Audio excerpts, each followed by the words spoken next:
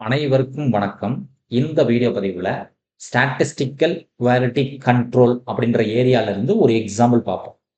Table presents the number of non conformatives observed in 26 successive samples of 100 printed circuit boards.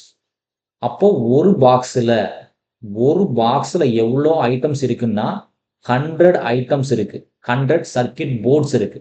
அப்போ small என்னோட value என்ன சார்னா 100. ஏன்னா sample size small என்னோட value 100. Then number of boxes, எவ்வளோ box sir இருக்கு, number of boxes எவ்வளோ சார்னு கேட்டீங்கன்னா தட் இஸ் 26. இதை நம்ம கேபிட்டல் என் கூட நம்ம எடுத்துக்கலாம், கேபிட்டல் என் கூட நம்ம எடுத்துக்கலாம். ஓகேங்களா? Okay fine. என்ன கேட்டுக்கலாம், noted that for reasons of convenience the inspection unit is defined as 100 boards. Set up a C chart. தெளிவா C chart னு கொடுத்துட்டோம்.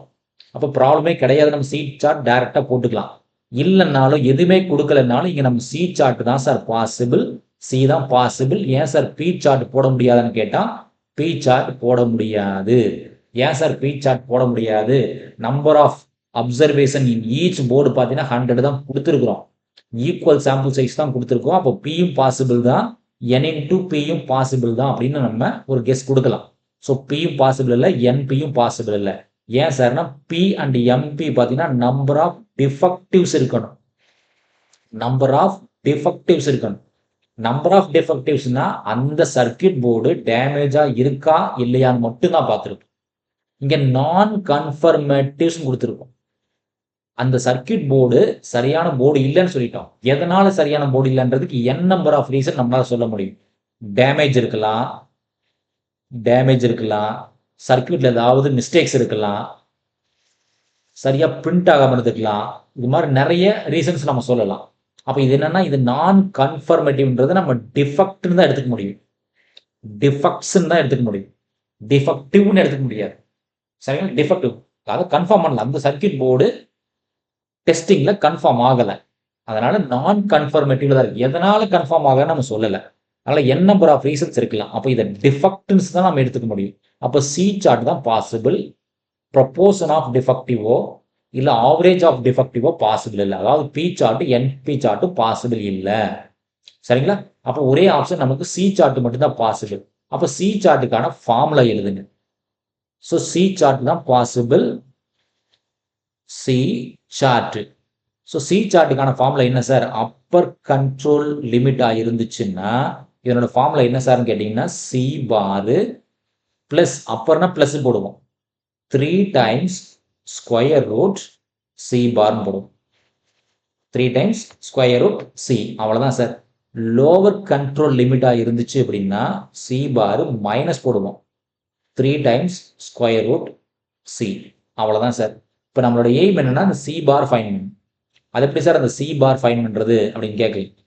So C bar equals to number of defects. எவ்வளோ டிஃபெக்ட்ஸ் இருக்குன்னு பார்க்கணும். Total number of defects divided by total number of inspected, total number of inspected items. எவ்வளோ items நம்ம inspect பண்றோம், then number of defects. So number of defects தான் நமக்கு கொடுத்துருக்கோம். That means நான் கன்ஃபர்மேட்டிவ் தான் டிஃபெக்ட்ஸ்னு சொல்லுவோம். அப்போ இந்த எல்லா வேல்யூ ஆட் பண்ணுங்க சார், என்ன கிடைக்குதுன்னு பாருங்க.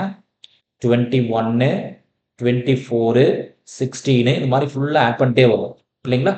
அப்போ 21 ஆட் பண்ணுங்க சார், கேல்குலேட் எடுத்துங்க. 21 + 24 + 16 + 12 + 15, 12, 15, 5 + 28 + 5 + 28 + 20 and 31 + 20 + 31 + 25 + 20, 25 + 20 + 24 + 16. அப்போ இந்த ஃபர்ஸ்ட் காலத்தை ஆட் பண்ணிட்டோம். செகண்ட் காலத்துக்கு வாங்க சார், இங்கேயும் பாருங்க, இங்கேயும் இருக்கு வேல்யூ 19 + 10, அப்போ 29 போட்டுக்கலாம். பிளஸ் தென் 17, 20, 13 போட்டுக்கலாம். 30 + 22, 30, 14 போட்டுக்கலாம். ப்ளஸ் 39, 30, 16, 9 ப்ளஸ் 24, 30, 14 போட்டுக்கலாம். ப்ளஸ் 19 ப்ளஸ் 17 ப்ளஸ் 15 ஆட் பண்ணிங்கன்னா இப்போ வேல்யூ பார்த்தீங்கன்னா ஆட் பண்ணால் 516. So capital N. So 516 divided by 26 sample groups. சரிங்களா? 516 டிவைடட் பை 26 போட்டிங்கன்னா அப்ராக்சிமேட்லி 19.85 எடுத்துக்கலாம். அப்ராக்சிமேட்லி 19.85. இப்போ டைரக்டாகவே நம்மளால upper control limit lower control limit find பண்ணிட முடியும். So C bar value 19.85 plus 3 into square root C bar 19.85. Calculate work பண்ண sir என்ன வருதுன்னு பாருங்க. அப்பர் கண்ட்ரோல் வேல்யூ அதாவது 19.85 அது கூட 3 இன்டூ ரூட் ஆஃப் 19.85 போட்டிங்கன்னா ஆன்சர் 33 பாயிண்ட் சம்திங், அப்ராக்சிமேட்லி 33.2 கூட எடுத்துக்கலாம்.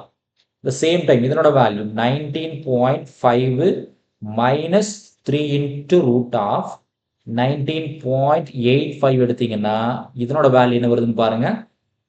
அதே வேல்யூ தான் சார், இடையில மட்டும் ஒரு மைனஸ் போட்டிருக்கோம் இல்லைங்களா? இதனோட வேல்யூ என்ன பார்த்தீங்கன்னா 6.48 அப்ராக்சிமேட்லி 6.48 அப்ராக்சிமேட் எடுத்துக்கலாம். சரிங்களா?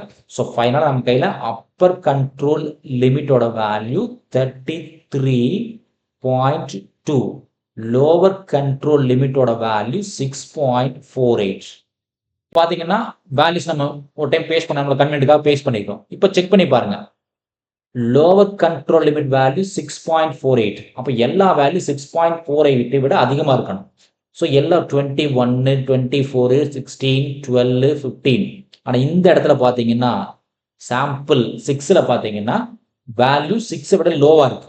தென் 28 கரெக்டாக இருக்கு. 20, 31, 25, 20, 24, 16, 19, 10, 17, 13, 22, 18, 39, 30, 24, 16, 19, 17, 15 எல்லாமே கரெக்டாக இருக்கு. எக்ஸப்ட் 6th அப்சர்வேஷன் மட்டும் சரியாக கண்ட்ரோலில் இல்லை. தென் அப்பர் கண்ட்ரோல் லிமிட் செக் பண்ணி பாருங்க. 33.2 விட குறைவாக இருக்கணும். கலர் மாத்திரம் உங்களுக்கு ஈஸியாக இருக்கும். 33.2 விட குறைவாக இருக்கணும். ஓகே, ஃபர்ஸ்ட் ஒன் கரெக்டாக இருக்கு. தென் 16, 12, 15, 28, 20, 31, 25, 20, 24, 16, then 19, 10, 17, 13, 22, 18. ஆனால் இந்த இடத்துல பாருங்க சார் 39 இருக்கு. எல்சிஎல் கரெக்டாக இருக்கு, பட் யூசிஎல் அதிகமாக இருக்கு. யூசிஎல் தாண்டி வெளியே போயிடுச்சு. தென் 30 கரெக்டாக இருக்கு. 24, 16, 19, 17, 15. So in data 6 and 20 are out of control limits. Out of control limits, that is 5, 20. Observation 5 out of control limits. போது இதே போதும். Out of control limits. Therefore, the chart is out of control. The chart is out of control. So, final answer out of control எழுதினாலே போதும். நன்றி. மீண்டும் இன்னொரு video பதிவில் பார்ப்போம். இந்த வீடியோ நம்ம கிளாஸ் இருக்கக்கூடிய இந்த மெத்தட் உங்களுக்கு சாட்டிஸ்ஃபைடாக இருந்துச்சுன்னா நம்ம சேனலை சப்ஸ்கிரைப் பண்ணுங்க, வீடியோஸை லைக் பண்ணுங்க, கமெண்ட்ஸ் பண்ணுங்க, ஃப்ரெண்ட்ஸுக்கு ஷேர் பண்ணுங்க. மீண்டும் இன்னொரு வீடியோ பதிவில் பார்ப்போம். நன்றி.